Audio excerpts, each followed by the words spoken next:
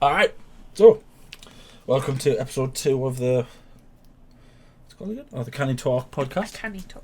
The Canny Talk podcast. It's not even funny. That's gonna look so fake. It's gonna be a compilation, isn't it? And obviously the last time we did a dead sort of depressing thing, and this time we're going to do a less depressing thing, but it's going to be rage induced. We're going to talk about it. It's not. I don't feel like it's depressing. I feel like it's more just aggravating. Yeah. So we're going to talk about sort of famous things within the movie industry that annoy us. Yeah. Because obviously this is, and it's not just the movie industry. It's the way sort of certain people act with movies as well. Fans. Yeah. I feel like I should probably also put like big finger things on me, so because people know that I'm a smart ass. So it's kind of like when it comes to films, I am very sort of snide. Yeah, pretty much. It's from a place of love. Do you know what it is with you? It's like, and this, I mean, it's the nicest way possible. It's just going to be an insult, isn't it? It's you, like, once you have like your view or your opinion of something, that's it. It can't be changed. It can't, like, if it does, it's like I have to rant and rant and rant at you. I have to get really mad because otherwise, that's it. Yeah, so. But the thing is, the reason I don't trust something that you and Mum say is because, especially you and Mum, is because you have often, you especially, not so much Mum, is often go against something that I say that is true, and it's just to spite me, but then eventually what happens is you see the error of your ways and agree with me. There's only been some...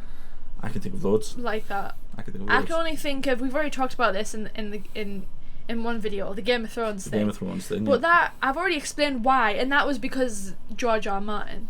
Yeah. And I've already explained that. That won't be out by this. No. The whole thing with Season 8, I defended Season 8 purely because I thought there's no way the writers would have wrote that story if it wasn't what George R. R. Martin said. Fair enough, I completely agree it was rushed and it was crap the way it happened. There was some aspects I didn't think were as bad as people made out, especially you. You made out as if it was like the end of the world. Like, that was it. Oh my god. Yeah, but it's different though with me and you. I mean, we shouldn't be talking about this because it's not movies, it's a television series. Well, no, we can yeah. Yeah, but with the Season 8, right, everyone will say that I'm just like the internet and I hate Season 8. I don't blame Season 8 for the way Season 8 ended. I blame Seasons 6 to 8. As much as 6 and 7 had good moments in them, yeah, they wrote themselves into a corner from which they could not recover. So Season 8 was doomed from the get-go, and I thought it was doomed. And you will attest to this, before Season 8 started, I said it was going to be massively underwhelming. I think everyone thought that though, just because the fact that we were only, what was it, 6 episodes? 6 episodes. And it was supposed to be like... an hour long each. Yeah. And in truth, it was like 50 minutes. Yeah, but like... but I would say that's the only reason why I defended it, because I feel like when the books get released, this general story is probably going to end in a similar way. It might not though. Like, George R. R. Martin might surprise us, and it might be a completely different. Aegon's still alive, supposedly. Apparently, yeah. But so that was my thinking. I was like, well, it's not so much the ending that you'd hoped for more. Yeah. Yeah. But that's the only one I can really think of that was like there's really been a bad. few that I can't remember. I can't remember what the other ones were, but there's been a few where you've defended them to the hills, and I've... The Hobbit. The Hobbit's another one. That's another one. I rant so much about, and I am going to do a video about The Hobbit and The Lord of the Rings. Mm-hmm. But you and Mum defend The Hobbit as if they're your children. No. Well, some aspects. Some aspects I do agree, especially now. I do agree that I have changed my mind slightly over time, but the CGI I agree with completely. They shouldn't have done as much CGI as they did. Just the Hobbits in general. The Hobbit. So this can technically be my first one, right? And I am going to make a video on it, so I'm not going to go into it too much.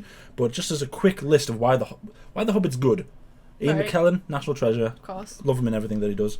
Martin Freeman, inspired choices. Bilbo. He's hilarious, and he is the reason that I still hope. Well, not still hope. Still that I cling to the idea that the Hobbits could have been good had they been done right. Richard Armitage, inspired choice for Thorin. Benedict Cumberbatch's voice could soothe a snake, I believe. He is incredible and I love him, and I want him to marry me. Who else? Is that it? That might be it. Luke Evans isn't too bad, I suppose. It's a bit meh, but apart from that, everything else about those films bugs the living They pace hell out about of me. they pace as Thandrell. Did you not really care about Thandrell? I mean, yeah, he was alright. You know, What, Alfie? What are you doing? it's not time for your guest appearance yet. Calm down. He's like pacing backwards and forwards. Like, come on, people. Gotta get his camera timing, isn't he? Yeah, but apart from that, the rest of it, I just. If I had to I couldn't make a quick list of why I didn't like The Hobbits. But basically, what The Hobbits should have been was a taster. They should have gone, okay, let's see if the world wants more of Tolkien's universe in film format. So let's give them, at most, 2 films. And go, okay, so if these 2 are successful, here is the Silmarillion. That's what they should have done. And then just made as many films as they wanted with the Silmarillion. I feel like they should follow the same... Because the movies were a lot shorter than the actual Lord of the Rings. I feel like they should have made them the same length as the Lord of the Rings and done... That would have been alright. The fire's bugging me now. I felt like the second one, nothing really happened. They could have made... See, that's half of the second one in the first one, and then the second half of the second one into the third one. See, that's what I think is weird, because I didn't hate the first one, but I wasn't as big a fan of it as I was expecting to be, and I didn't hate the third one, but I wasn't as big a fan of it. The second one was the only one where I went, okay, I actually really liked that one, because it had the best scene of the trilogy, which if anyone disagrees with me here, I will fight them, and it is the actual thing on which the entire Hobbit film should have been based, and it was the interaction between Smaug and Bilbo. Oh right, that's literally that was a good that's thing, the scene that, because you know all the books have got that picture of Bilbo hiding in the gold, or just standing just in front of Smaug, and Smaug's around him, and it's kind of like that's the scene that everything should have been built on, but it wasn't. That wasn't the scene that everyone sort of goes, okay, that was the scene everyone talks about. Yeah, Azog and Legolas and Thranduil, and I mean, and ultimately what happens in the third film is that the dragon that's the threat in this film and the book, he is the threat.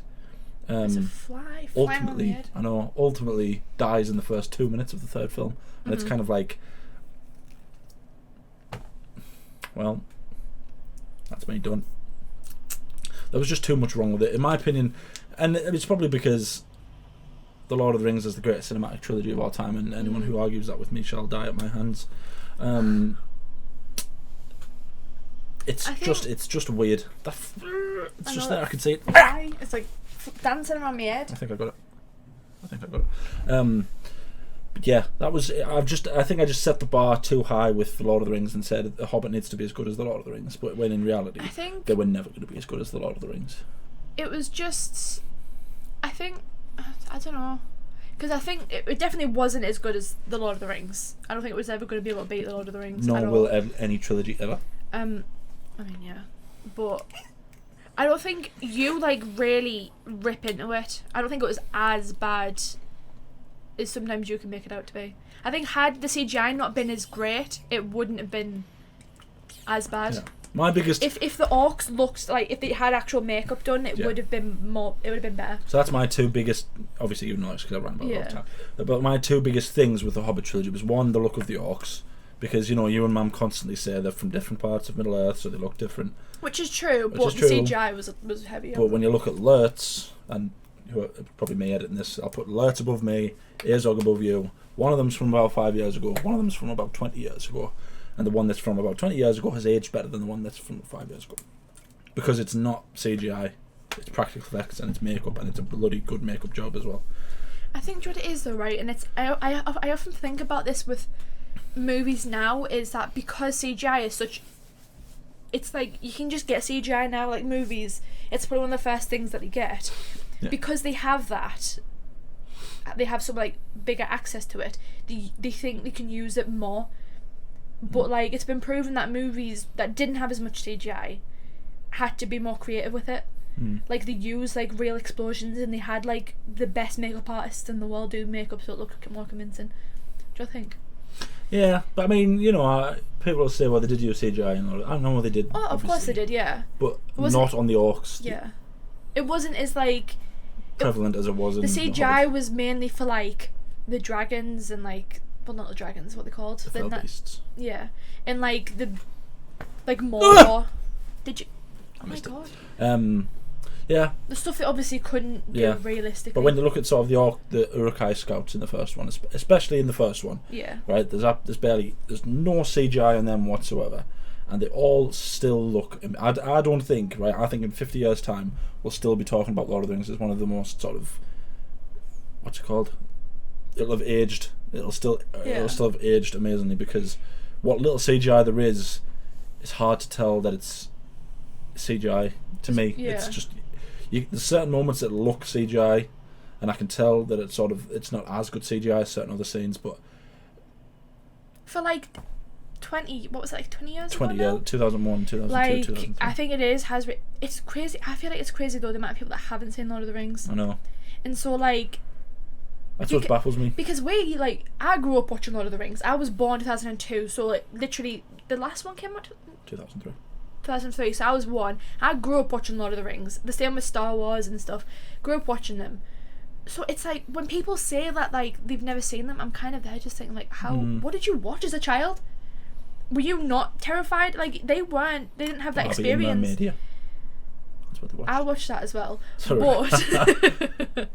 But like I remember like being absolutely terrified of like, you know, Gollum, like Shylock and all those things, like having nightmares. Shelob.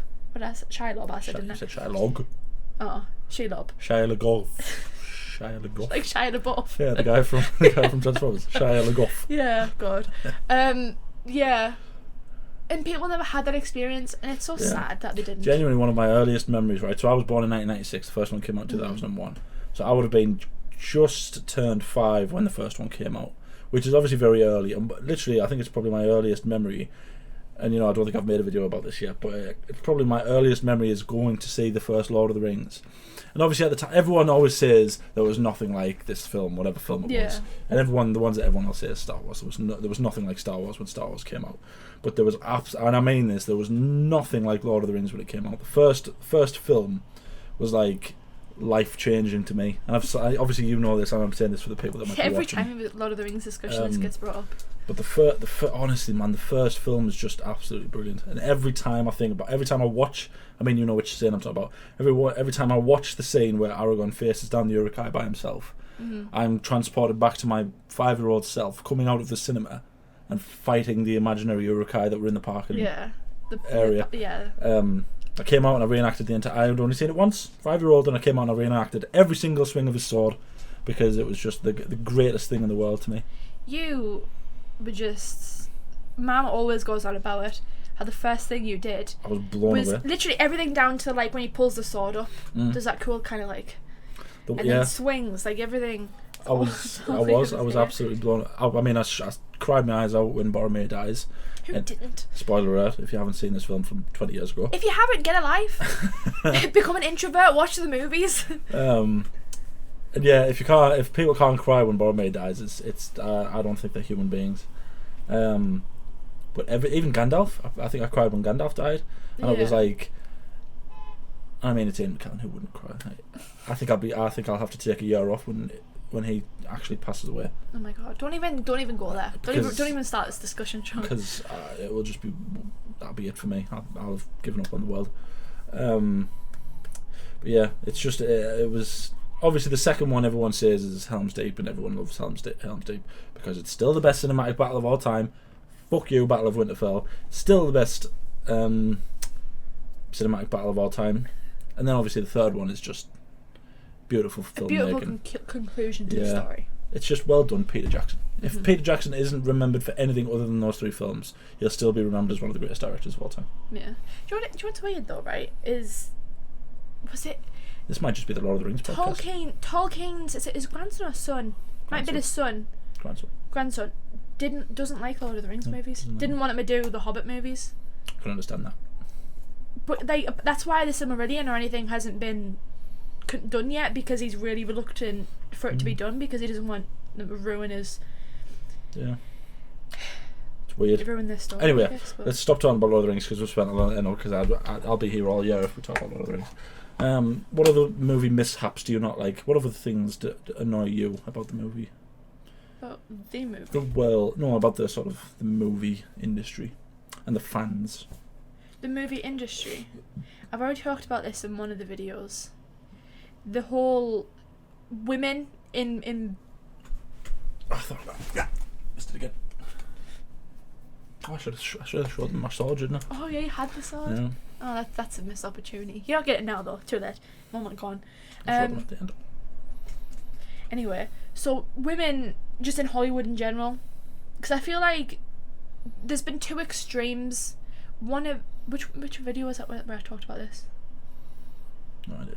Anyway, so 1 minute it's like women aren't people in movies. We've talked about this in like the Highlander review. Yeah, that Women just aren't movies at all. Aren't people. We're not people at all. I'm full of my words. I'm ill. Leave me alone. And then you get, the next extreme, which is that women need to feel the need to say that they are strong, independent women constantly, which is nothing wrong. You're the one saying this. Yeah, because if I said this, I'd be there's called nothing sexist. wrong with saying that. Like, absolutely not. Women should feel the need to like empower themselves. But I personally, I think it's more important to be shown how a woman is strong than being told every 5 minutes, I am a strong woman. I am a strong woman. Which is why I didn't like the new Charlie's Angels movie that came out. Because that was just a big middle finger to men. We are women. And we are strong. Yeah. It's like, they didn't need to do that. No.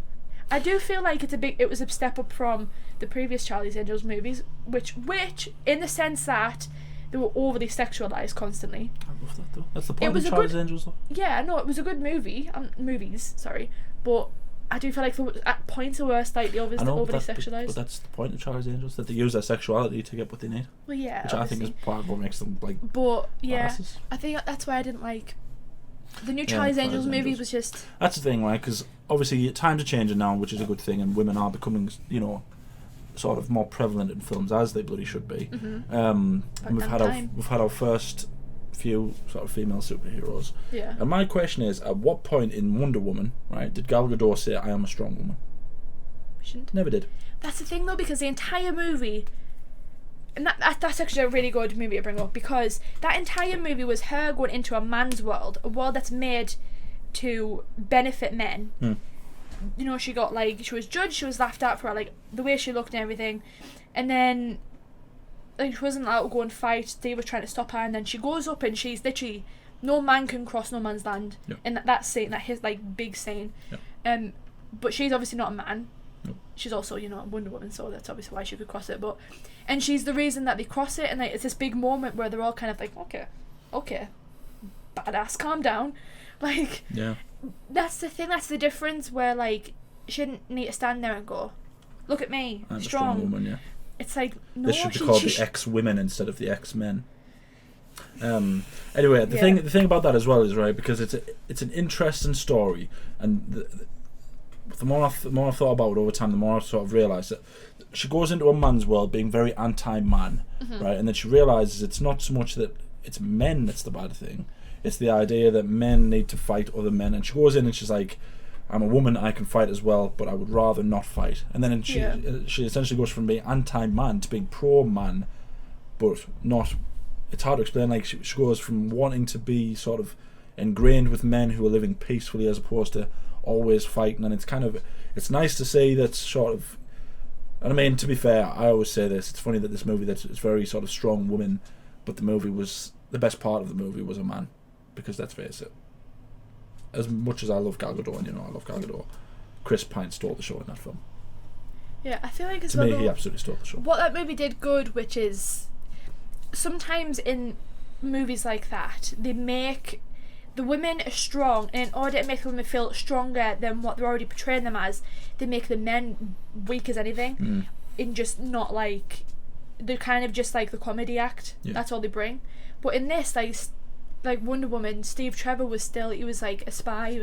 He could fight. He was still technically a strong man. Yeah. But next to Wonder Woman, he didn't. Yeah. He was nowhere near. And it was good to see that he actually acknowledged that as well. That it was he can save the day, which is what he's he's being the hero of that day. Yeah. But he realizes ultimately that it has to be Diana that saves the world, which is which is. Oh God! Don't you just wish the DCEU had been built around her? I know. there's so much potential that they see in you, and they keep on messing it up. They just knew what they were doing. Yeah. Anyway, so yeah, that's why. I mean, I do love Wonder Woman, and you know, Gal Gadot is the most. If ever there was a woman who needed to portray God, she is. Mm-hmm. Yeah, she's probably the only one who could pull it off. Apart from maybe Sean Bean. Sean Bean could play. Is a very good Zeus, I think. Mm-hmm. That's a Percy Jackson shout. See, this is like a really touchy subject, because there's probably going to be like loads of women that think I'm being anti-woman or whatever, but I'm not. In reality, I just... And I'm a sexist pig. That's what I'll be. I'll be a sexist pig. It's not that. I just believe... I feel like lately equality kind of gets equated... Like, whenever like a woman says that she's a feminist, it gets equated to women above men. Yeah. But in reality, feminism is the belief that women and men should be on the same level. And that's what I think. Men don't... In movies, you don't get men nowhere nearly as much having to say that they're like a strong man. Yeah. Whereas women, these movie makers seem to feel the need to in order to portray them as that. Yeah. But if they didn't do that and they spend more time actually developing the character, then they wouldn't have to. So yeah, that's what all these sort of pretend. Definitely got it that time. Jesus. That's what all these sort of pretend feminists don't understand, I think. I don't think they understand what the word feminist means, because it has the word feminine in it, which in itself is sexist, because people think that because it has the word feminine in it, that it automatically means that women are better than men because women are feminine.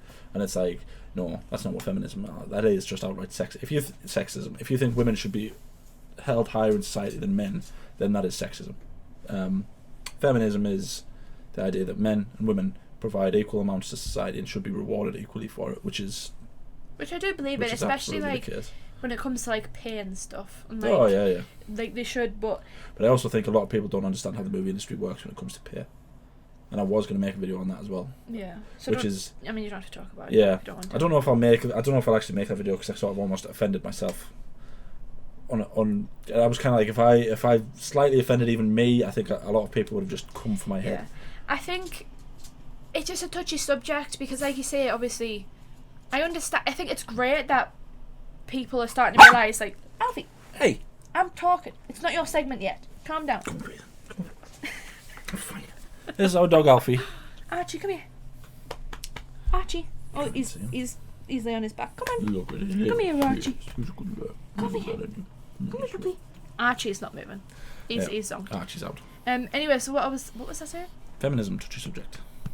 It's a touchy subject, because it's great that in the movie industry is starting to realise, like, hold on, we shouldn't be, we shouldn't be anti-women in movies. But at the same time, it's like, they don't... I feel like, to me, watching it, it can sometimes come across as quite cringy when they overdo it. Yeah. If it's once, it's like, okay, fair enough, I don't mind. But like, when it's like every 5 minutes, you're like, it's too much. You don't need to do that. Yeah. And no one's listening to me because Alfie's yeah. Alfie's going to steal the show on this one. You were never like this in real life. You were never like this, and yet you're being like this because there's a camera. Yeah. So that's the worst example I've seen recently. One is obviously Charlie's Angels. Charlie's Angels is like very sort of, we are women and we are better than men. But there's also the big one that really made me cringe, and it was in an inherently it was in an inherently bad film anyway, which was X-Men: Dark Phoenix, where Jennifer Lawrence, who for years has campaigned to have women treating the same as men, despite the fact that she got less blue and had less stuff on her in the film because she cares about the character, obviously. I don't know that's her fault. Ultimately, she turns around and says the amount of times that the women have saved the men, it should be called the ex-women.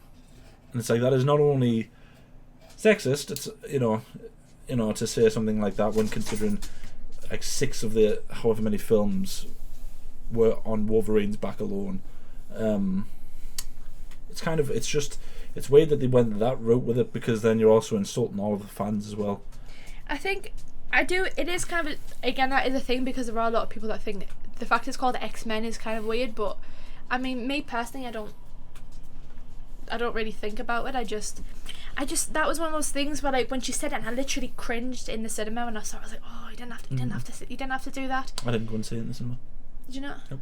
I had no interest in seeing it. Um, Knew what it was about, knew all the plot holes before the film even came out. It was just one of those things where I was like, you didn't have to do that. You did it for the sake of trying to be like, yeah, we are pro women, which is great, but they went too far. Yeah. Like in the MCU, when did Black Widow ever say that she was a strong woman? Never. She didn't need to, and that's the thing. It's when there's the right character development in a movie, and they spend time, like genuinely spend time developing that character, they don't need to do that. But when they don't, and that's prevalent, they don't do that, then they feel, okay, we need to show that we do care, so let's put a line here, you know, like saying, the women saying, there's another fly, of the women saying that they're strong, and it's just... yeah. Obviously, I mean, we could talk all day about the way the X-Men series ballsed itself up. Which, you know, that's another thing, right? X-Men Dark Phoenix, a movie based around Jean Grey, with, to be fair, and I've said Sophie Turner was the best thing in that movie. One of the best things in that movie. I feel like there's only so much you could do with the lines that she was given in the direction she was given. I do definitely feel like looked like a Jean Grey. She definitely. I feel like she was a good Jean Grey. They had so much potential for that to be based around her, for that to be like a good woman strong movie. They didn't need to do the whole X-Men thing. Yeah, it was weird with Dark Phoenix because, you know, everyone obviously knew that Fox was getting bought out by Disney, so you would think that they go, okay, so here's our chance. Yeah, we're going to make our final movie. We're going to go out all guns blazing, and it's going to be amazing. I'm going to impress all these Disney people. Then hopefully we can be on the next ones. Hopefully we can make the next ones. But instead, the producers and the directors went, we'll just fart out some old turd that doesn't make any coherent sense and doesn't act in any way simultaneous with the continuity of the other films. Yeah. It's just silly. The whole thing was just silly. But don't get us wrong, though. I don't think that we're being anti-women with this. We're actually not. It's like Batwoman. We've talked about this before. In the trailer, one of the first things that you hear her say is about the Batman suit. Let's reenact it. The suit is perfect. It will be when it fits a woman. I just want to...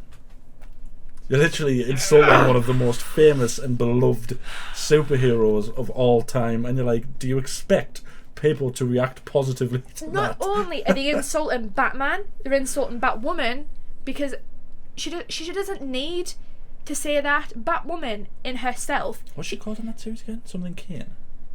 Katie Kane or something like that. So it's something, yeah.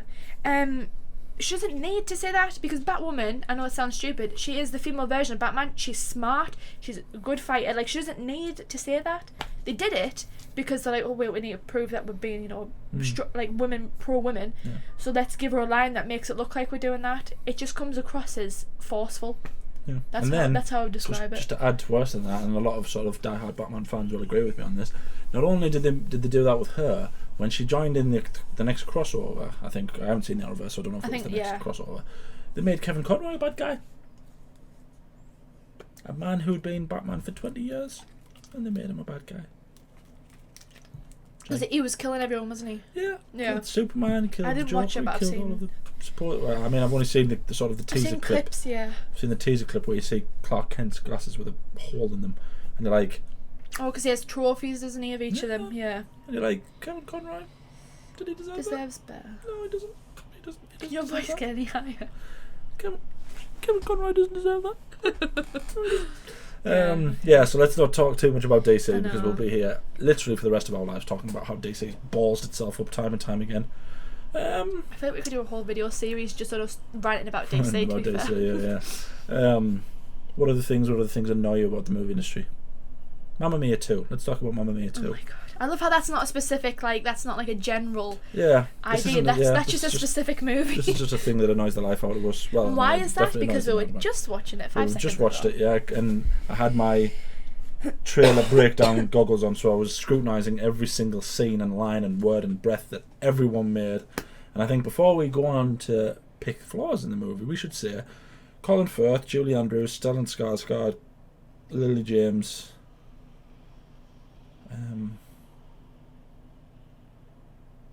No. Meryl Streep? Meryl Streep for the 2 minutes that she's in it. It's not now, Sean. Save it for later. Yeah. All of those things are fine. I'm actually nearly tearing up there. I can't think whether Meryl Streep's not in the film. Apart from that, I just cannot understand how people think that film is better than the first one. My mind is that I'm alone in this universe of Mamma Mia fans where I can see all of the problems with this film, but no one else can. Maybe you're not. Maybe this is the opportunity. Yeah. Maybe this is like the siren call. Can we educate the masses? Yes. That's right. We are here. We are true heroes, and we're here to educate you. That doesn't sound. What's the word? I don't know. I've forgotten the word.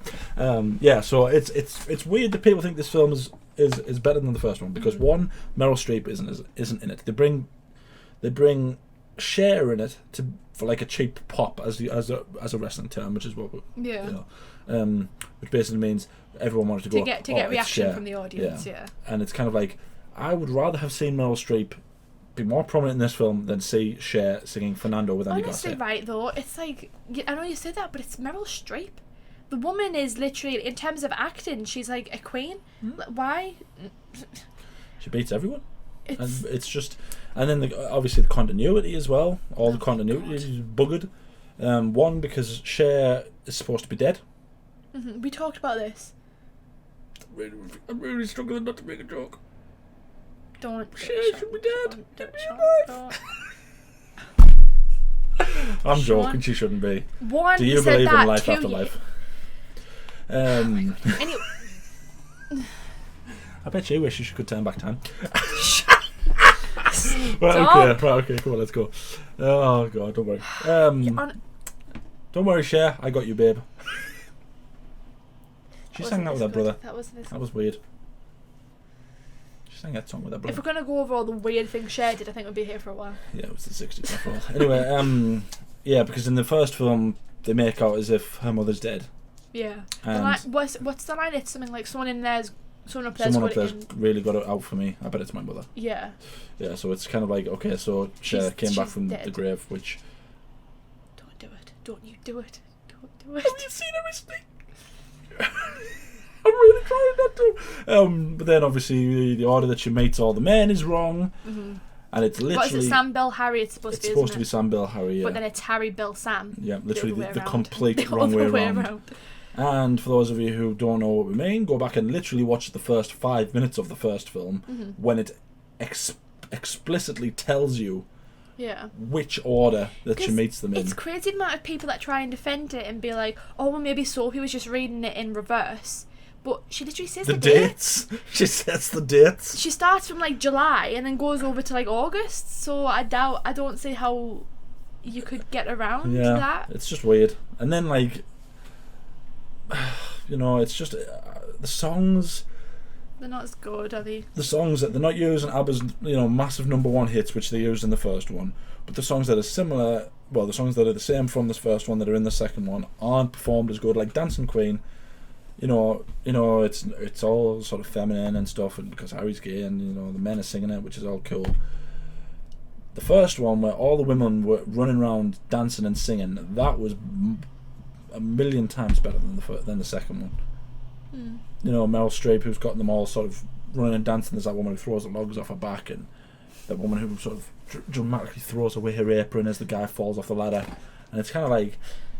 Yeah, the one like chucks down like cooking utensils. Yeah. It's just better. It's just lazy writing. The second one, I say it all the time, the second one's just such lazy writing. Yeah. We were talking about this. I felt like the second one, if you're going to go for the second one, it makes it seem like I don't really care as much about Donna ending up with Sam as you should have based on the first one. Because from the first one, it made it seem like they were like, soulmates, they were destined to be together. Yeah. But to me, the second one, she had more chemistry with the likes of Bill and even Harry compared with Sam. Yeah. And I just didn't care as much about it. Yeah. So it was just kind of like, well, what's the point, And obviously, we have to sort of say that it's good seeing the amount of effort that certain actors put into to seem like the actors, like the older actors. Oh, that's another continuity one. When Donna sees Sam in the first one, he's got really, really, really long hair and a gigantic mustache, and then he doesn't have that in the second one. Yeah. And I mean, the only one out of the three of them in the first one that looks like the character in the second one is Bill, because Harry doesn't look anything like Harry either. Do I feel like? I feel like because Harry the only difference was that he had really long hair. Nobody didn't have long hair in the I know, but second one. that was when he made. He still had longish hair. It wasn't. I don't feel like that was as big as Sam was the obvious one. Yeah. But yeah. It's just I see it all the time where people are like, my perfect night in is me sat watching Mamma Mia 2, and it's like, honestly, I would almost every day take the first one. I would rarely ever say, let's sit down and watch the second one. I only put it on there because I had the idea to do this podcast like this, and I was like, and this would be a good talking one. It's a good talking point. And it's just like, yeah, it was like when you put it on, the outrage that I showed. I was like, why are you putting this one on for? Well, I thought you didn't like it. Why are you putting it on? Yeah. I say it just bugs the ever-loving crap out of me that people love that film. I mean, it's not bad, it's not terrible. No. But I was watching it there, and I genuinely nearly cried seeing Meryl Streep at the end. Not the scene that everyone thinks I'm talking about, but the sort of ending when they're all singing together. When they're all singing... Is it Super True where they sing together at the end? That's the bit that I got sort of emotional because I'm sitting there going, why the hell did I watch Cher singing one of ABBA's B songs with Andy Garcia, right, when I could have had Meryl Streep running around singing Dancing Queen again? It's like, what filmmaker thought that was a good idea? I don't know who the was it the same director? I don't know. Because surely, right, in my head, if it was the same director, surely they wouldn't have allowed that many plot holes. And that's what makes me think, like, even if it was like a different writer, surely the director must have rewatched the first movie or, remembered if it was the same one. Something. You would think so, wouldn't you? Yeah. There was just so many plot holes. To the point where I was there kind of like, I don't get it. Yeah, it's maddening that you can pour millions into a film and you can make that many continuity errors. And don't worry, Suicide Squad, we're coming for you next. It's just, oh God. It's just the mind boggles. But obviously, it doesn't matter that it had all those continuity errors because all the people went to see it and all the people think that it's perfect because it has a few of ABBA's other songs in it. Do you know what I mean? It's kind of like, the first one was better. Meryl Streep is my Lord and Savior. I feel like the first one, it just had this, like, I don't even know how to describe it. There was just kind of this, like, atmosphere where you could just tell, because obviously all the actors clearly had fun making it, it just was such a fun movie. You can watch it with your family and you can just, like, sing along and you're gonna a bit of dance and, like, you'd get, like, eat a pizza with it or something. It's a very pizza movie. You can laugh at all the jokes that you've already heard 3 or 4 times. Yeah, you can literally repeat the lines. Yeah. And not get bored of it. Whereas this one, like, I watched it once and I was thinking, like, I didn't enjoy it as much. I was kind of sat there. There's not that same kind of. That's the thing that you're saying, vibe. Isn't it? Is that there was no. They swapped out the sort of the fun-loving sort of let's all have a laugh film for, oh, my mother's dead and we're gonna make it all sad and we're gonna do that sort of classic 90s pop thing where I'm lying on my bed and he's lying on his bed and we're both singing about how sad we are. And it's kind of like, I don't want to say that. I don't want to see Dominic Cooper and Amanda Seyfried crying at each other. Yeah. I want to see Meryl Streep dancing down the street, doing like the split. Don't we all? Meryl Streep is just great. Just all of them. Like Colin Firth, I absolutely adore Colin Firth. I think he's a national treasure and deserves to be knighted, and has not been knighted yet, which is a crime. But yeah, it was just one of them things. It's one of them things that bugs me. But my little mind has only room for stupid little things like that that I can rant about. Well, if you're gonna go off that logic, that's like those people that say The Last Jedi is the best Star Wars movie ever. It's like, do you want to die? Do you want to be put 50 feet under the ground? I forgot about The Last Jedi. It's like, no, because I just thought of it there. Like, clearly the people that either haven't seen the original, like A New Hope, or they're just idiots. I don't know which one it is. Probably a bit of both. And I just don't understand it. dangerous time I live in, because if I start talking about this, then I'm not going to stop. Do you know what it is, right? I'll briefly summarise it for you. The movie looked great. Whoever was the one that was doing all the editing, like all the shots, looked really great. But everything else was bad. Alright, just quickly, I'm going to do it. Mark Hamill deserves better. I'm going to do it quickly. Okay, so cinematography was brilliant. It was the best looking movie, probably of all the Star Warses. Oh, it's Alfie. No, I thought it was Archie. No, it's Alfie.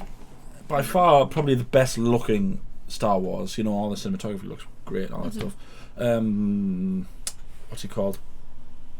What is he called? Adam Driver is, you know, I love Adam Driver. Amazing actor. People who don't think that man is buff, you're talking about a Marine. So, what are you talking about? But, you know, it's funny the amount of people who go, okay, The Last Jedi was good, but The Rise of Skywalker was crap. And it's like, you don't understand then what went wrong in these films. The only reason The Rise of Skywalker was substandard is because J.J. Abrams had to be brought back to write 2 movies into a 3-hour film. That because he basically went, everything that happened in The Last Jedi doesn't count. We don't. He forget about that. And it's like, because it's funny, isn't it, that people are now saying the prequels aren't as bad as everyone thought they are. It's because the other thing is because these ones was as by bad comparison, as we were. These aren't as good, and they're not even remotely as good as the prequels. And I've been saying for years that the prequels are better than what people give them credit for. Even, dare I say it, Attack of the Clones. Dare I say it? That's a controversial statement. I know. Yeah. The thing is, like you said, that the sound design is brilliant. The editing is really good. But the storytelling, the character arcs, the subplots, the themes, the results, the plot twists. What plot twists? The fact that she has no family. Dun, dun, dun. And what's his name dies. What's his name? Snoke, the one that didn't matter. And it's like all of that takes place, and the film ends as a trilogy would end. Yeah. It tried to resolve issues that shouldn't have been resolved in the second film. And then basically J.J. Abrams had to go in the third film, right, okay, in the first 20 minutes, here's the issues, here's the problems, here's the bad guys, here's everything that's going on. That's what's wrong. And then in the rest of the film, he also had to resolve them all. And that's why the trilogy went wrong. And it's because there was a different director for the second film. You should always, when you're doing a trilogy, and this is a good point you said this, it bugs the life out of me when people do a trilogy and don't have the same director. You follow one man's vision and that's it. Can I help you? You're jumping ship. Yeah. No, he's my dog, yeah. Well, thank you very much, Alfie. Archie, come here. Stop looking at your bits and come here. You're going to knock up the green screen. Yeah, it's just The Last Jedi just bugs the life out of me. Yeah. But while we're here as well, I should also say, because I am a gigantic Star Wars fan, obviously, 2 of the most slept-on Star Wars movies of all time and criminally underrated are Rogue One and Solo. Solo has one of the probably the greatest shot of any Star Wars film, and it's when the Star Destroyer is coming through the wormhole. I absolutely adore that shot. It's absolutely fantastic. I do not understand why people. The Solo story was purely just because Harrison Ford wasn't going to be in it, and I'm sorry, right, but I do not want to see Harrison Ford in it because he's too old. This is pre A New Hope. In A New Hope, he was like in his 30s. 30s, yeah. So, like, the man didn't get it started make sense. Until he was 40. It does not make sense. So everyone was like, "Oh, well, all these Star Wars fans, we're going to boycott this film because it's not Harrison Ford." To all those Star Wars fans out there, sorry to bring it to you, but you're the Star Wars fans. You cost us Kenobi. But he's back. It's okay. It's back. The world is getting better because Ewan McGregor's going back. The annoying thing is, though, right, is that fair enough, we're still getting Ewan McGregor as Obi-Wan Kenobi, but they're not continuing that. Well, we don't know that. Yeah, we don't know what the story is. I know, but so for those that don't like the fact it's unfinished, because if you don't go back to it, I'm going to be annoyed because of all those Star Wars fans out there that were like, "Oh yeah, Harrison Ford," so we're not going to watch it. So the thing that some people might not get is the original plan for the Solo movie was to be the Kickstarter in a trilogy. It was supposed to go Solo, then Boba Fett, then Kenobi. It was supposed to be 3 films, all sort of telling the same story. Well, not the same story, but going after each other, yeah. But because Star Wars fans weren't happy that Alden Ehrenreich, or whatever he was called, I think that's it. Would you stop fiddling with the green screen? Archie's doing something. He's rubbing himself on his bed. He's begging. Archie, come here. Come here, Arch. Archie, come here. Come here. Come here. Good boy. Come here. Are You're you gonna be sure? famous. Come on. Oh, come on. Oh god. There's the lump. Yeah, so it's weird that, what was I saying? Oh yeah. So Star Wars fans weren't happy that Harrison Ford wasn't being an 80-year-old man playing a 20-year-old smuggler, and it was. They basically went, right, we're not going to go and see it. We're not going to go and see it. We're just going to boycott it. And then because it didn't get as big a box office as Disney were wanting, it ended up nearly. They just went, right, okay, so we're cancelling Kenobi and we're cancelling Boba Fett. Which I'm sorry, we've been waiting. We were talking about this. How long, like, Star Wars fans were waiting for them to do, like, something else outside of the Skywalker story. They finally did it with Rogue One, which is an amazing movie, probably my favourite Star Wars movie. That's got another great shot in it. And then, yeah, what there with the Death Star. Yeah. Death Star coming over the horizon.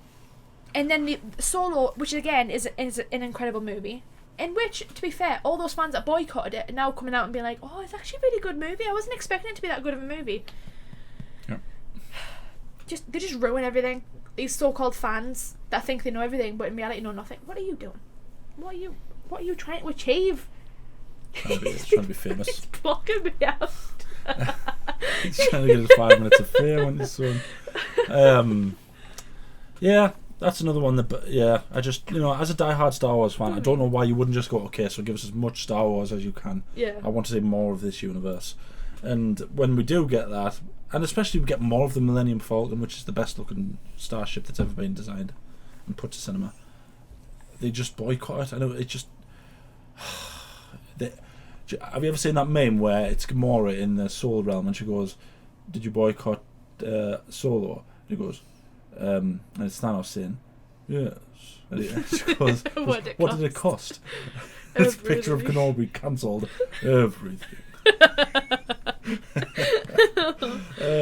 Ewan McGregor, again, he's another national treasure. We need to protect Ewan McGregor, because I've never seen someone so excited to come back as a character as Ewan McGregor was when he did that D23 panel. Oh yeah. Where he just came out and he was apologising to fans. Just the biggest grin on his face. He was actually apologising to fans for keeping it a secret for so long because he felt bad not telling people. We knew he was coming back. Well, yeah, but I mean, that hair.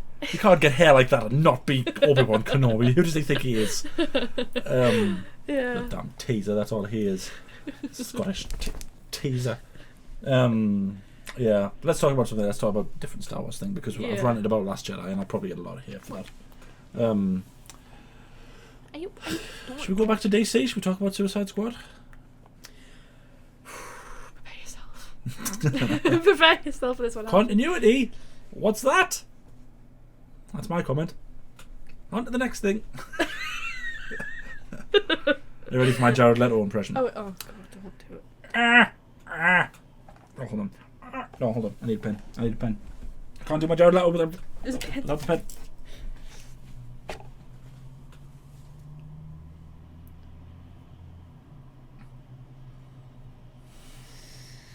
There we go.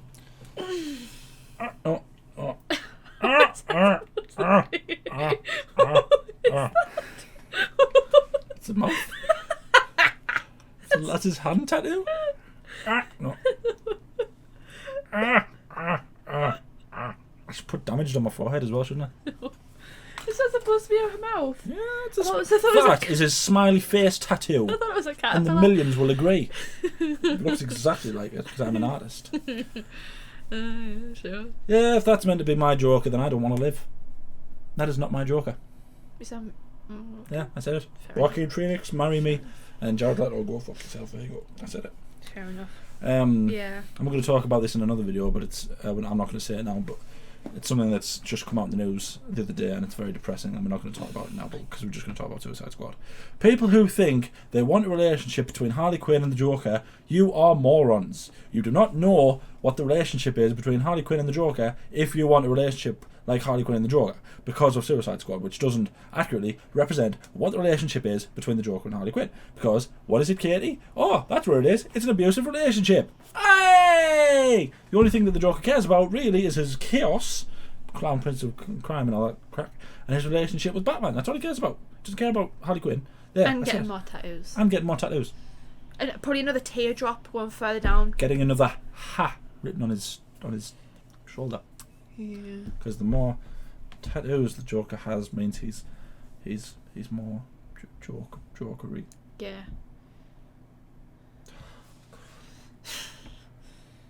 Who in the right mind thought that was a good idea? Who thought that was a good idea?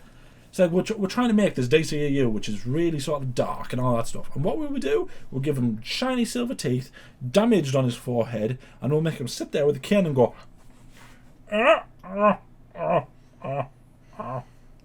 I can't wait to show you all my Do you know what toys. it is? It's as if Gen Z got control of Suicide Squad. Hmm. It's very like edgy and like I'm gonna be like an angst kind of teen. yeah. Like I need the tattoos. I need the like. He has no eyebrows for some reason. I don't know why that was important. And his green hair is a quiff. Yes. Is a quiff.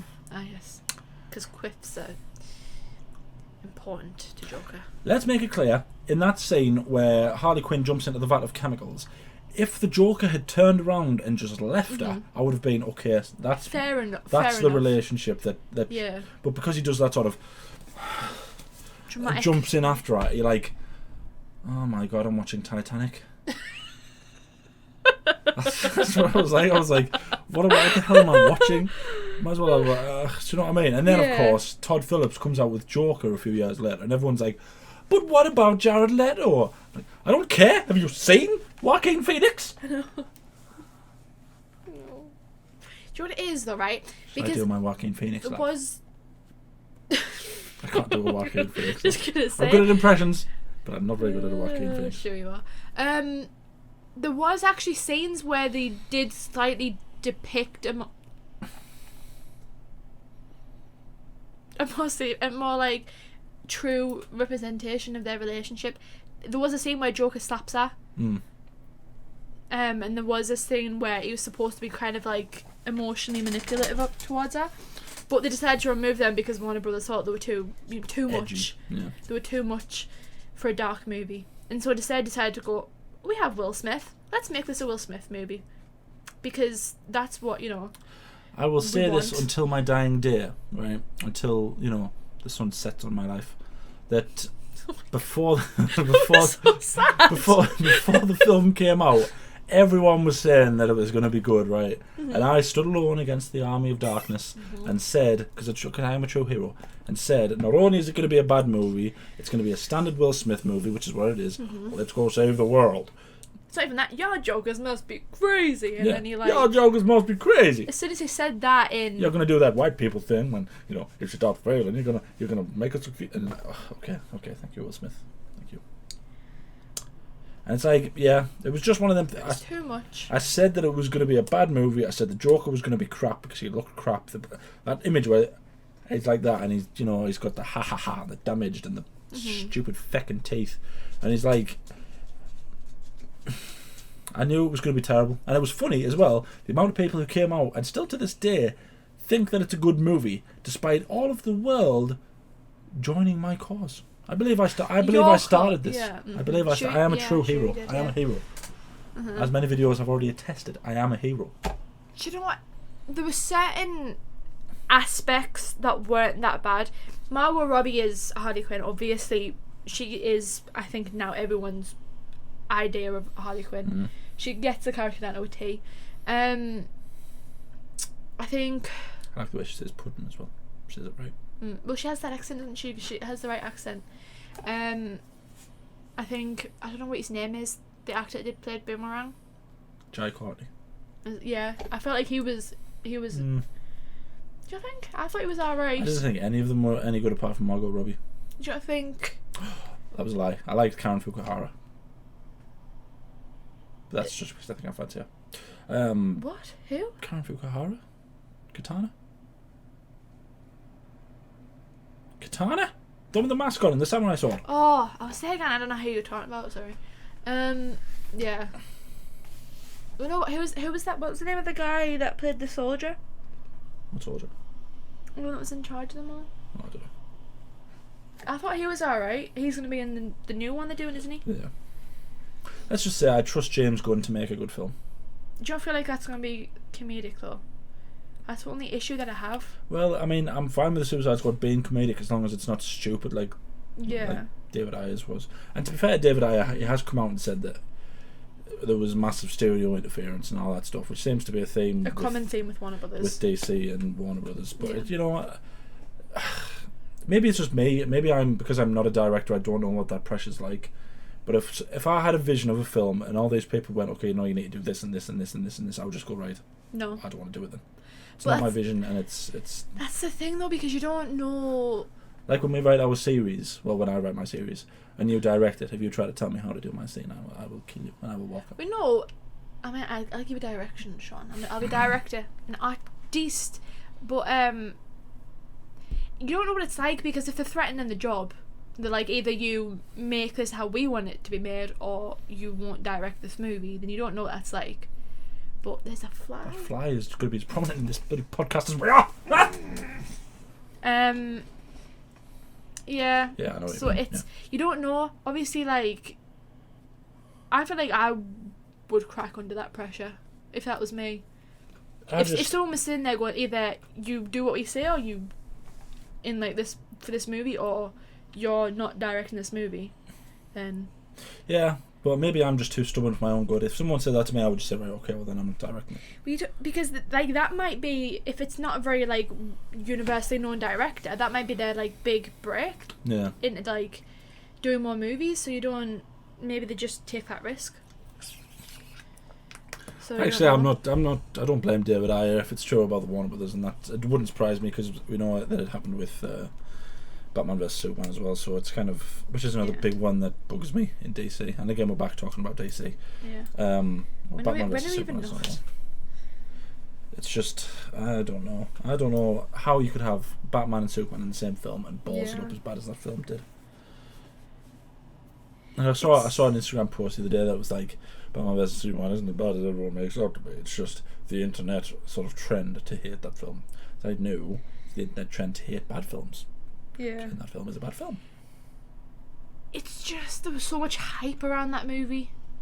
There was so much hype around that movie. I was so excited for it as well. Because we went to the cinema to say, didn't we? All of us. I remember we were so excited. You and me were utterly geeking out. We were like theorising, like, oh my god, I hope they do this. I hope they bring this into it. It's going to be so cool. Oh my god. Well, technically, I was excited until the second trailer.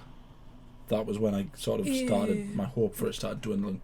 Wasn't that the first time you saw Doomsday? That was the first time you saw Doomsday. And you went, yeah. I wasn't happy that Doomsday was already in the film. Although we were kind of like, maybe he's just going to at the end and there's going to be a second one. And I read a lot of things that were saying that it wasn't Doomsday, that it was like some sort of, I can't remember who the villain was, that it was some not Doomsday villain. They're just tricking us. Yeah. And I was kind of like, okay, maybe. I was like, but if it is Doomsday, then how do you expect us? We all know that Superman is going to die if that is Doomsday. So I kind of went in going, okay, so Superman's going to die. I was kind of like, and I just, I think I mentally gave up on it before I went to see it. And you know, it's not like. It was very long as well. I felt like I was sat there for hours, even though it wasn't. It's a 2 hour 20-minute film. Yet the film called Batman vs Superman only features a 5-minute fight between them. In a 2 hour 20-minute, and I did my research on this. It's about 5 minutes, and it's disgusting. And again, it's not like it didn't have good moments in it. Everyone knows my opinion on Batman killing people, but it's not like there wasn't good bits in it. Mm-hmm. Batman, despite the killing thing, was cool in the beginning. I thought it was cool. I feel like they did a good job of the motivations Batman had for not liking Superman. That scene where he's like running around trying to help people that are getting, you know, like crushed under the rubble. That Superman that was absolutely good motivation. Yeah. Because it makes sense that he punishes himself for not being able to save people. He's worried about the repercussions that what would come if Superman was to go bad. It does make sense, because that would be the perfect opportunity for them to do their later on in like the Justice League, the contingencies. Yeah. Because he's thought about this and obviously seen the damage that Superman can do. Okay, so I'm gonna have all these backup plans. Yeah. but they just didn't do any of that. Yeah, it's another one of them things where you think about the film that it had so much potential, but it was just unleashed far too soon. That film should not have happened this early in the. Wasn't that the first time we saw Batman. Ben Affleck's Batman? It was, wasn't it? It's also the first time we saw Gal Gadot's Wonder Woman, and Jason Momoa's Aquaman, and Ray Fisher's Cyborg, and Ezra Miller's Flash, all in one film. Because they had the little clips, and it was kind of like, again, it's one of them things where the only film you've had up to this point is a very divisive Man of Steel film.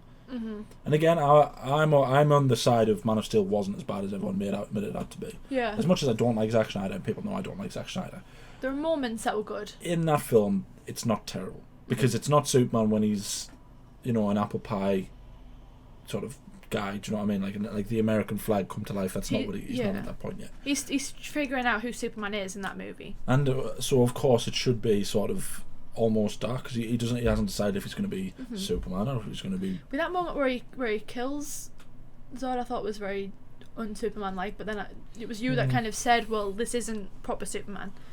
It made sense. Well, the thing is with that scene, I didn't mind it, and I actually liked the fact that he's caught between a rock and a hard place, because he either kills the last Kryptonian that's with him, or he does what Superman does, which is save the humans, and he obviously makes the right decision. But obviously, as I've told you before, I think General Zod's invasion, considering the idea of this movie was to kickstart a movie universe, General Zod's invasion would have been a perfect first Justice League movie threat. Yeah. Because he is essentially a Superman with a bunch of other Supermen surrounded with him. by Supermen, yeah. And it's kind of like, Steppenwolf, is that really the first one you want to be the bad guy in the first one? It's kind of like, nah, he's not really a threat to Superman. But again, there was no long-term planning. I don't feel like there was any long-term planning. Which is why I feel like DC, what they need is they need one director who's the biggest geek, bigger than you, a bigger geek than you. Such a man does not exist. How dare you speak such treason? I stand by my statement. A bigger geek than you. They need a Kevin Feige, don't they? And they need, all those memes that came out after Justice League. Be like, good God, Kevin Feige, come save us. Please, Kevin Feige, you're our only hope. Yeah. And they are sort of doing that now, I guess, with Zack Snyder, because they're kind of going, okay, so let's give him Justice League, and if that works, we might give him other things. And it's kind of like, that was the plan, because they went Zack Snyder Man of Steel, Zack Snyder Batman vs Superman, Zack Snyder Justice League, Zack Snyder Justice League .2, and then obviously the thing happened with his family, which obviously was sad, and we're not going to pretend like that wasn't sad. Of course it was sad. And then obviously the Justice League happened, and blah blah blah blah. Mm-hmm. And yeah, it was just, I don't understand why they were so desperate for a Justice League movie to come out that they had to get another director in. Why couldn't they just say, okay, Zack Snyder, absolutely take time. The movie will be waiting for you. I don't understand why they had to bring in another director. It just didn't make sense to me. But it's just one of them things, isn't it, where they were so desperate to get a movie out that year. Well, as we both know, the Justice League movie and the Batman vs Superman movie were both massive cash grabs. And people might say, well, aren't superhero movies just cash grabs anyway? No, they're not. If they're done right. Yeah. The thing is, Avengers, obviously the thing that Justice League should get compared to is Avengers, because they're both the two sort of premier teams. Yeah. Or, well, Avengers wasn't until it is now, obviously. Avengers is not a cash grab, whereas Justice League is, because Justice League happened after maybe 5 movies? Something like that, yeah. Whereas Avengers happened after about 15 movies. 6 or... No, it wasn't 15. Oh, do you mean I was thinking about Endgame? The first two. The first... Iron Man 2, Captain America, Thor, Incredible Hulk. That was it, and then it was... Was it the first Avengers? The first Avengers, yeah. Because it was the 2 Iron Man movies. Yeah, that's right, that's what I'm saying, sorry. So after 5 movies, there was the Avengers. Yeah. Whereas in the Justice League's case, there was Man of Steel, Batman vs Superman, Wonder Woman, then Justice League. But those movies set up the main 3, though. That's the big thing. There was 2 Iron Man movies, Captain America movie, Thor movie. We knew who those characters were. We didn't need to know... And the Incredible Hulk. We knew who those characters were. We didn't need to know about Clint and Natasha, because they were supposed to be these mysterious agents. Well, they were the secondary members of the Avengers in the first movie, weren't they? At the time they were, yeah. Whereas if you take Justice League away, the first sort of team up movie. Bear in mind, the first team up movie in Marvel didn't come until maybe Spider-Man, where you had two prominent superheroes in the same. Oh well, I suppose you could count Iron Man and stupid dog. I suppose you could count Iron Man 2 where Natasha sort of shows up, but it's kind of like with Alvin, this, stop it. it isn't. It's alright, just leave him. It isn't a main superhero and a secondary hero, like which is what Natasha was in Iron Man 2. This is, oh, we've got Superman, oh, we've got Batman, and oh, look at that, it's Gal Gadot as Wonder Woman, and it was kind of like there's three of the. Oh, What? my smiley face tattoo came off. Yeah, but it was like three of the big, well, the big three in DC, all shown in one movie, which just so happened to be the second movie, and it was like Ben Affleck's first movie, Gal Gadot's first movie. Yeah, and it was like, we don't know anything about these in this universe. I know. You need to give us more than this before they start teaming up. Yeah, but it's like we talked about it. It just wasn't emotional enough. When Superman dies, it's supposed to be this big, like, heart-wrenching, oh my god, I can't believe that just happened. Yeah, to me. And I walked out the cinema going, I don't even care, because I know he's going to come back. As much as we love Henry Cavill, obviously. Obviously, well, I mean, again, though, you have to think he's only done what the director's asked of him. No, I'm saying as much as we love Henry Cavill anyways, his death as Superman wasn't very sad. And we left the cinema going, obviously he's going to come back. That's not the end of Superman, obviously. And then he came back in the next movie. No. That he was in. Justice League. Oh yeah, no. That was because his next. It was his. That was. Yeah, I his was thinking movie. what came after Batman vs Superman, because Wonder Woman came after that, and then there was Justice League. So there was. It was literally one movie after he came back. And they didn't exactly hide it because it was seen on set and stuff. Splattered all over the advertising. Yeah. Yeah, and I'm glad you brought that up actually, because obviously there's DCEU, especially Zack Snyder's universe now, because there's tons of universes now. It's meant to be darker, and I was kind of like, okay, so it's going to be darker, but do you not want to make Superman's death the thing that makes it darker? That makes sense. To Batman becoming this rugged sort of aggressive vigilante who's now taking all of his anger out on the criminals sounds like something that would happen after Superman's dead. Because he feels guilty. Yeah, and it's like, give us that Batman at that point. Later down the line, don't kill Superman in the second movie. There was no cause for Batman to be as dark as he was in Batman vs Superman. That we saw. That was obviously because of storytelling. Yeah. That was Ben Affleck's first movie, so it's not like we saw, what made him like that, but it just didn't make sense. So he was meant to be, for those non-nerds out there, I will educate you again. He was meant to be like a Dark Knight Returns style Batman, where he's older. He spent 20 plus years fighting criminals, and he's sort of been. He's lost hope, isn't he? Yeah, he's not someone who believes in the betterment of people. He'll break bones. He'll brand which was so cool, and he'll take all his frustrations out without caring about you.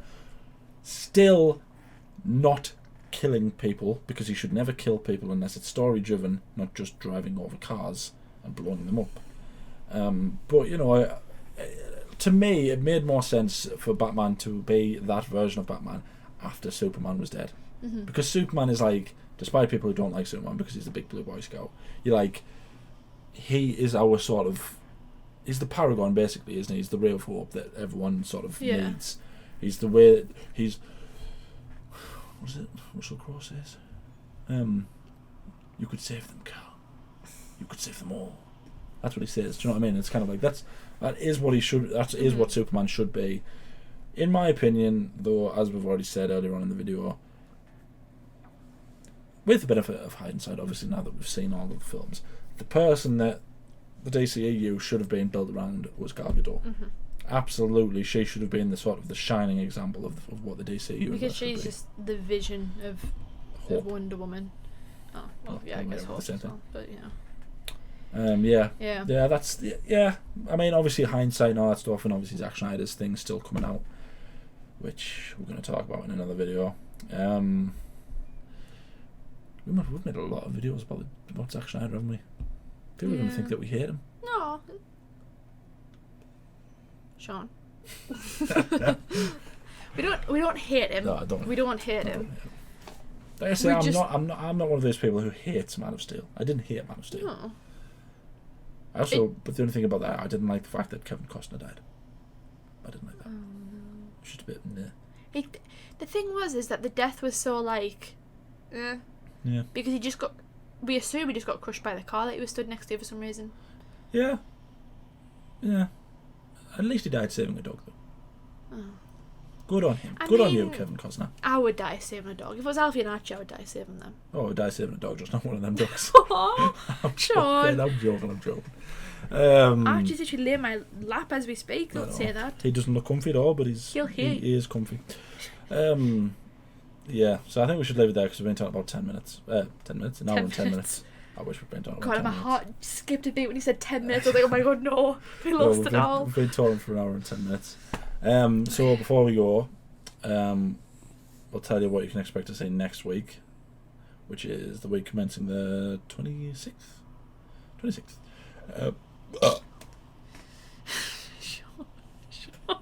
I apologise, my people.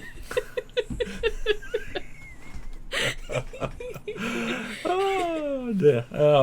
Right, so what you can see this week. So on Monday you can see our first reaction to the Justice League trailer, which is very relevant right now because we've been talking about it in this video. Then on Tuesday you're going to see Katie trying and failing to play a game called Freedom High I am Escape. not a gamer. An absolute mess of a time that we had. Well, that you had when I was watching you play it. I feel like I need to say this every time. I am not a gamer, so I apologise in advance. That's good video. Then on Wednesday you're going to see us reacting to the Batman trailer for the first time because we actually just stumbled on that, didn't we? We didn't actually seek it out. We just stumbled as we on were it. filming, yeah. I'm so excited for that film. Then on Thursday you're going to see us play Dude Simulator 3. I think it is Dude Simulator 3. Part 1. Part only 1. It's the first part. Then on Friday you're going to get our first episode of All Things Nerdy. Where we conveniently talk about Zack Schneider. We're talking about Zack Schneider. Sorry, Zack Schneider. Although we're not really sorry. I'm not sorry. Then on Saturday you're going to see us start our horror adventure when we play Five Nights at Freddy's. Spooky. For the first time. And on Sunday we'll have the podcast again. And I don't think it'll be movie based or sort of sad story based. It'll probably be something new, something we haven't talked about yet. So yeah, that's what you can expect to see this week, and I'm actually quite excited for all these videos to go because I think a lot of them are quite good videos. Yeah, Alfie. He's lying down. Okay, so Alfie's an old fart, so he's not coming. Whereas Archie's he's full of you, didn't he? Can't see a single thing but full of you. Because you need a haircut, don't you, Shaun? It's funny you say that. In a bath. Oh, I swear to God, if you died the dog. I'm not going to dye the dog. Mum said you were going to die in pink. Oh, that's true, yeah. You're not dying the dog. No, I'm just going to shave off. You're good. I'm going to give him a mohawk. I know. So yeah, you can see us. Damn fly. Oh wait. I should do. So because we were talking about Lord of the Rings and I'm a big nerd, I knight you all with my. It looks bent. What? It looked bent. It does not look bent. Oh, that's because it's camera. That's reflection you div. It just looked bent in the camera. I was like, why is it bent? This, for you non-nerds, is what's it called? The Sword of the King. I don't know the actual name of the sword. As if you don't know the name of this sword. It's a beautiful sword as well. It's got fingerprints all over it because you keep on touching No, it. it's because I keep rubbing it and going, the Sword of the King. What's it called? I'm trying to think of what it's called. It'll come to me just randomly. Everyone says it. I know. The Shards of Narsil or something. Narsil is what. Narsil. Is what? No, Narsil is what is Elendil's sword. The Shards of. He says Anduril, Flame of the West, forged from the shards of Narsil. You non-nerd, you pretender. No, I couldn't think of the name. You'll never take my crown as long as I live. Anyway, that was going to be really loud. Anyway, thanks for watching. It's a long podcast. It's longer than the last one was. Bye bye. Thanks for watching. Do you have anything that you want to talk about? Do you have anything that you want us to talk about? How do you feel about all these things? Is there anything in the movie universe, in the movie industry that bugs you? Is there anything that fans do that bugs you? Is there anything that we do that bug you? Probably already. There's a lot of things. We know that Nicole doesn't like some of the things that we say about her, but she already told us off, and it's only been a week. Yeah. Also, thank you for all the views that we've had, because we've had quite a lot. I wasn't expecting to have as many views as we've already had, because at this point when we're recording this, we've only got 10 subscribers. Something like that. But I think our first podcast had something like 150 views, maybe, which is insane. So thank you. Hit the subscribe button, hit the little bell to be notified, and hit the like button as well to give us a boost of confidence. Yeah. Because that's an important thing. Because our morale is very sensitive. Thanks for watching. I was going to say very low. Why is morale low? Oh, that's what you're going to say? I was like, what do you mean? Should I be worried that I'm going to be part of a red wedding or something? Thank you for watching. Raids of Castaways not playing. That was a Canny Talk like.